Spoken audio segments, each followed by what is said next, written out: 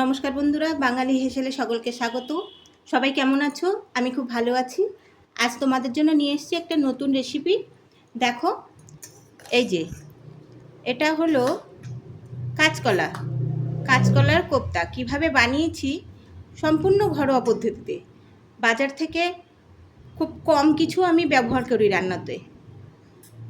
তাহলে দেখতে থাকো এটা আমি কেমনভাবে বানাই, আর দেখো কি সুন্দর হয়েছে। এটা বানিয়ে খেয়ে দেখলে বুঝতে পারবে এই কাঁচকলার কোপ্তা বা এই তরকারিটা খেতে কত স্বাদ।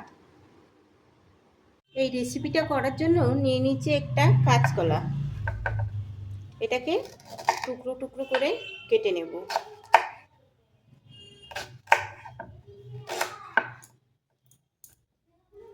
আর নেব একটা আলু টুকরো করে।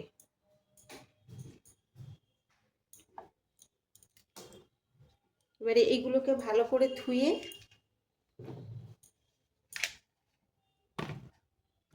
ধুয়ে নিই।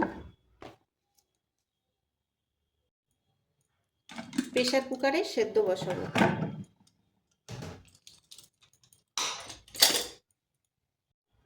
যে একটু জল দিয়ে দিচ্ছি।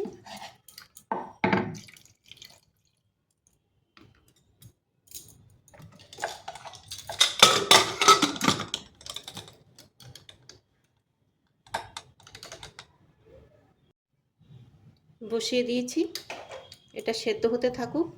এদিকে আমি এর জন্য একটু মশলা রেডি করে নেব। দেখো কি করতে থাকি।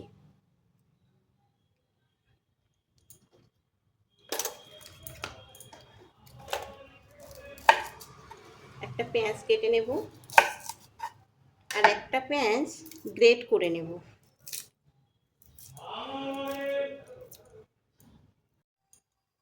দুটো পেঁয়াজ ছাড়ানো হয়ে গেছে। আর একটা কয়েক টুকরো রসুন।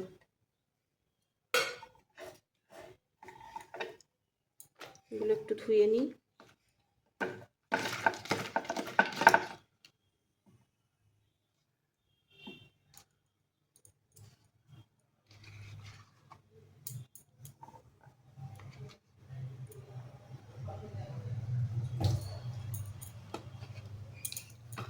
একটা পেঁয়াজকে টুকরো করে নেব।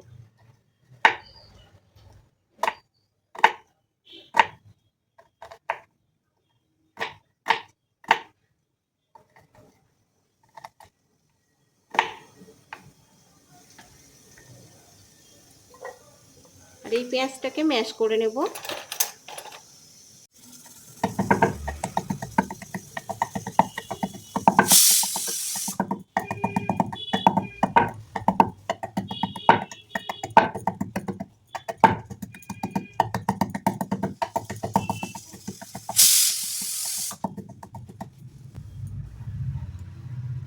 হয়ে গেছে আমার রসুন থেতো করা।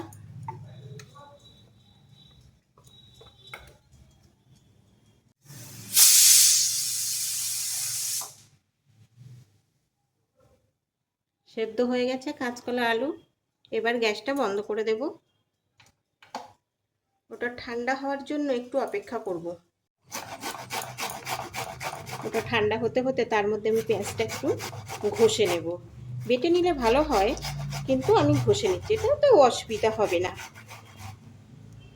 তোমরা চাইলে মিক্সারে করে নিতে পারো কিংবা শিলে বেটে নিতে পারো। এর সঙ্গে একটু কাঁচা লঙ্কা, একটু সর্ষে দিয়ে বেটে নিতে পারো।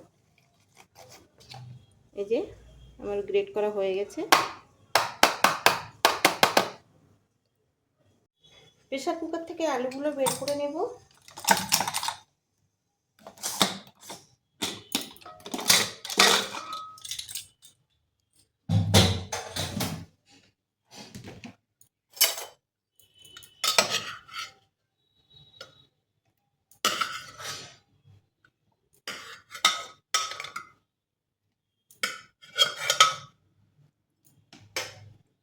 একটু ঠান্ডা হওয়ার জন্য অপেক্ষা করব। আলুগুলোকে ম্যাশ করে নিই, তাহলে ভালো হবে। আলুটা গ্রেট করা হয়ে গেছে, কাঁচকলাগুলো ছাড়িয়ে নেব।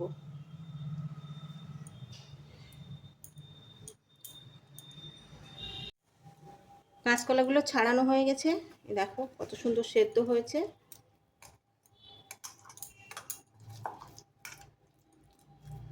এবার এর মধ্যে দিয়ে দেব একটু বেসন,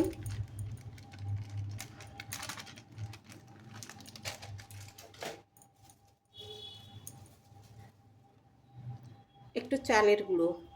এটা নিজেদের পরিমাপ মতো দিতে হবে, ঠিক যতখানি লাগবে ততখানি। চাইলে এটা তোমরা কর্নফ্লাওয়ারও দিতে পারো, হাতের কাছে যেটা থাকবে। চালের গুঁড়ো থাকলে চালের গুঁড়ো, কর্নফ্লাওয়ার থাকলে কর্নফ্লাওয়ার। এর মধ্যে দিয়ে দিচ্ছি হলুদ গুঁড়ো, একটু জিরে গুঁড়ো,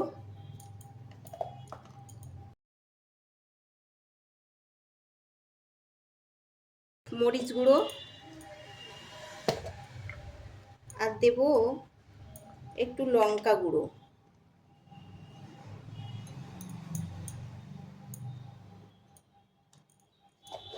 আর দিচ্ছি স্বাদ অনুযায়ী একটু লবণ। আর দেব অল্প একটু খাওয়া তেল। এটাকে ভালো করে মাখিয়ে নিতে হবে। খুব নরম হবে না, আবার খুব শক্ত হবে না।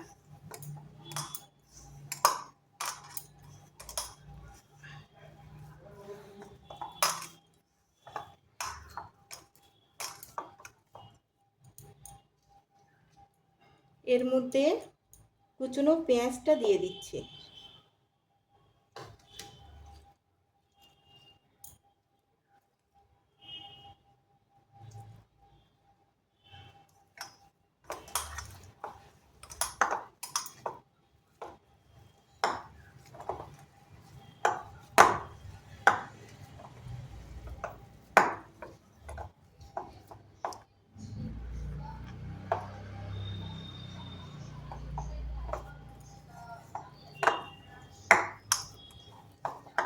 হয়ে গেছে আমার মিক্সড করা।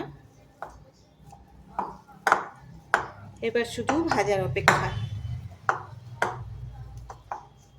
আমি একটু হাতে তেল মেখে নিলাম।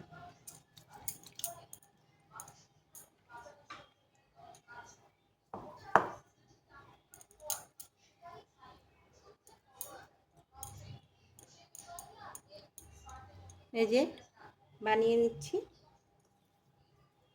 এটা তোমরা মনে করলে লম্বাও করে নিতে পারো, আমি এইভাবে করে নিচ্ছি।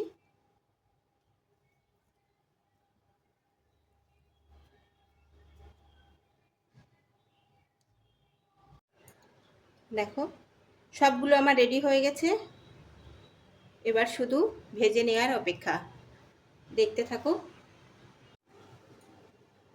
কড়াই গরম হয়ে গেছে, এবার দিয়ে দিচ্ছি সাদা তেল।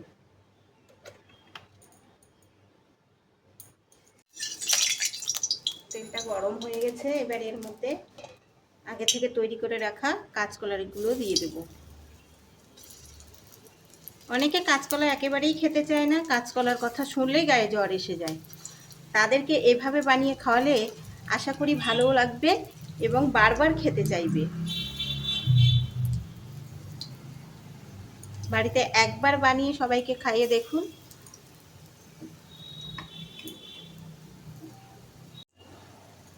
একদিকে হয়ে গেছে, এবার আস্তে আস্তে অন্য দিকটা একটু ভেজে নেব। দেখো কেমন লাল লাল হয়েছে।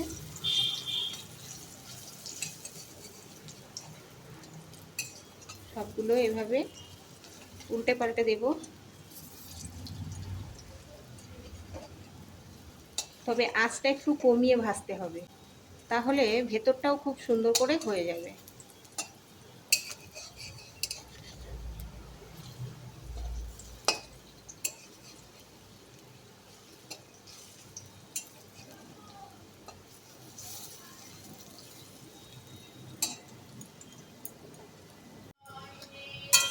হয়ে গেছে বড়াগুলো ভাজা।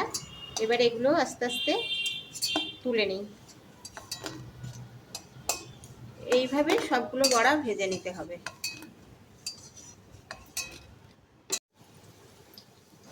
কাঁচকলা এভাবে করলে ভালো লাগবে না আশা করি, এমন মানুষ খুবই কম আছে।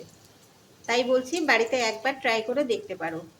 তোমরা দেখতে থাকো, এর এখনো অনেক কিছুই বাকি আছে।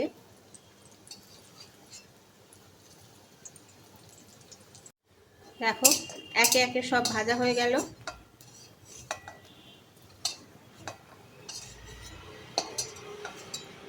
এই যে এবার এই কড়াইতে দিয়ে দেব সরষের তেল, কুচিয়ে রাখা রসুন, পেঁয়াজ কুচি, কাঁচা লঙ্কা কাটা,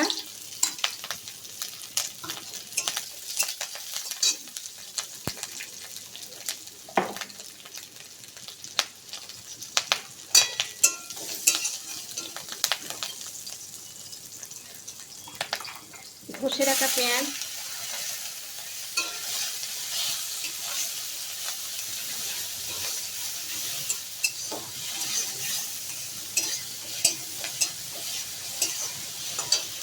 দিয়ে দিচ্ছি জিরা গুঁড়ো, মরিচ গুঁড়ো,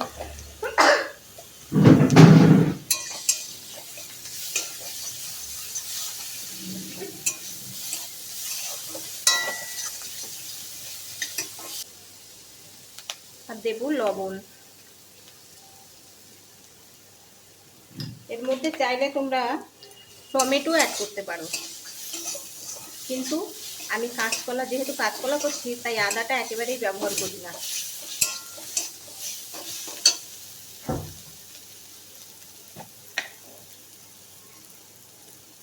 কথাই বলে আদায় কাঁচকলা, কাঁচকলার সঙ্গে আদার একটা শত্রুতা সম্পর্ক। মশলাটা রেডি হয়ে গেছে, এবার এর মধ্যে দিয়ে দেব সর্ষে বাটা,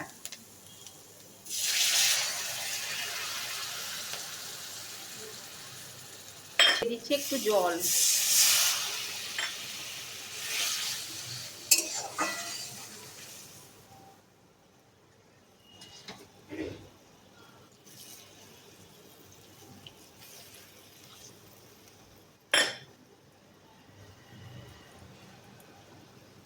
তাহলে ফুটতে থাকুক, একটু অপেক্ষা করি। দেখো এই যে ফুটে গেছে, এবার এর মধ্যে দিয়ে দেব কাঁচকলার বড়াগুলি।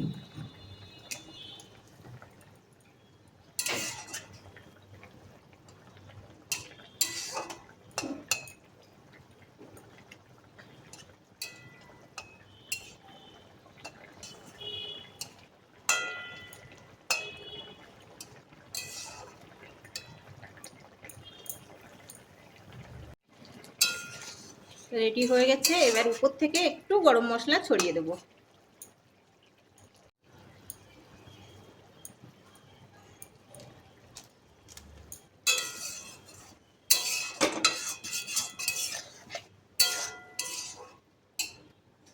এটাকে অন্য একটি পাত্রে ঢেলে নিচ্ছি।